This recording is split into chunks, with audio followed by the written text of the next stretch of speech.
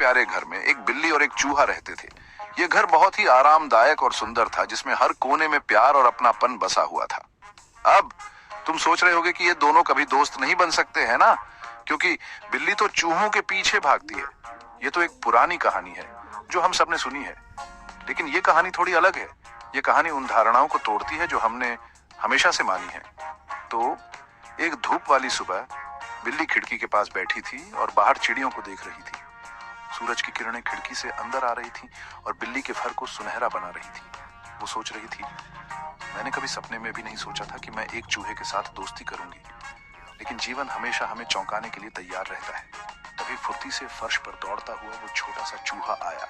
उसकी आंखों में एक चमक थी, उसकी चाल में एक आत्मविश्वास था, जैसे उसे पता हो कि वह क्या चाहता है। हेलो कैट, चूहे ने चिल्लाकर कहा। उसकी आवाज में एक मिठास और उत्साह था। मुझे पता है हम दोनों बहुत अलग हैं, लेकिन मैं तुम्हारा दोस्त बनना चाहता हूँ। बिल्ली हैरान हो गई। उसने कभी नहीं सोचा था कि एक चूहा उससे दोस्ती की पहल करेगा।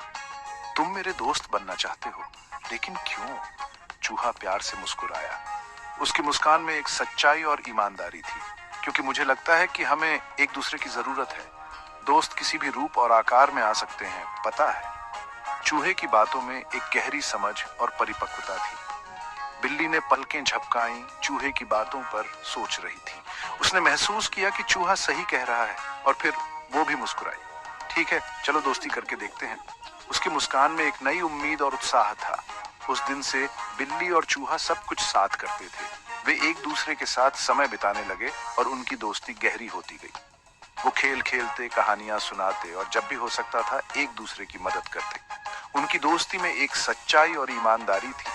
उनका रिश्ता हर दिन और मजबूत होता गया। वे एक दूसरे के बिना अधूरे महसूस करने लगे।